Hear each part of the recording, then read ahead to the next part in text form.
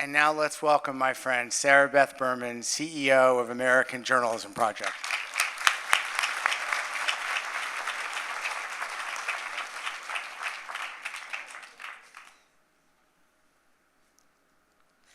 Among John Thornton's many gifts, some of which you heard about in that really wonderful tribute, was that he had a way of doing the hardest thing in our business. He could help people see how exhilarating and important this work is. Several years ago, when the threats facing the news business frankly seemed quaint compared to today, he developed a helpful strategy for bringing people into this work. He'd say, for $100,000, you're getting a lifetime membership in the Democracy Hall of Fame. John used to talk about the three core beliefs that power the American Journalism Project. First, the interdependence of democracy and journalism, that one cannot exist without the other. Second, the market failure in local news, that the collapse of local journalism isn't because people stopped needing it, but because the economics stopped supporting it. And third, that this failure is a, as he would say, we the people problem, that we need to think of local journalism as something that is fundamentally civic rather than commercial in nature.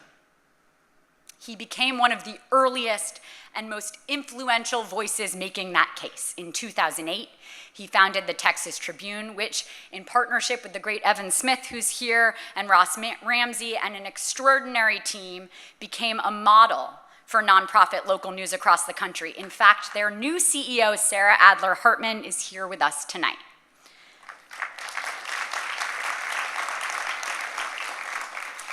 And a decade later, he co-founded with Elizabeth Green, who's also here tonight, the American Journalism Project to expand that vision even further.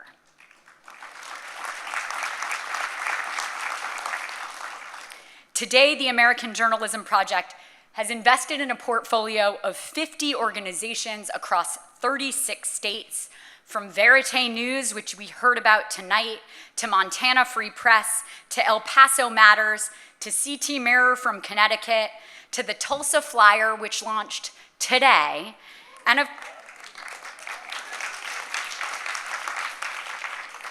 of course, to a nonprofit newsroom right here in New York City, the city.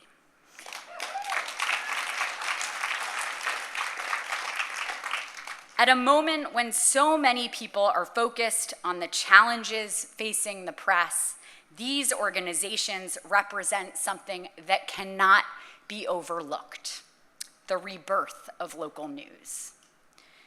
John was the godfather of nonprofit local journalism. He had both the clarity of mind and the moral urgency that revitalizing local news wasn't just necessary, but it was indeed possible.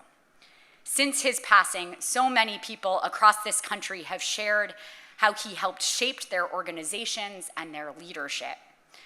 His impact was systemic, but I think the loss feels so intense because his influence on so many of us was also deeply personal.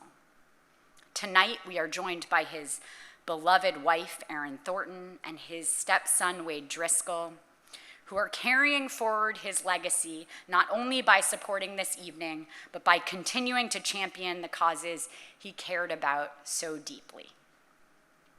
That is JT's legacy, as we called him, both in what he built and what will continue to grow because of him.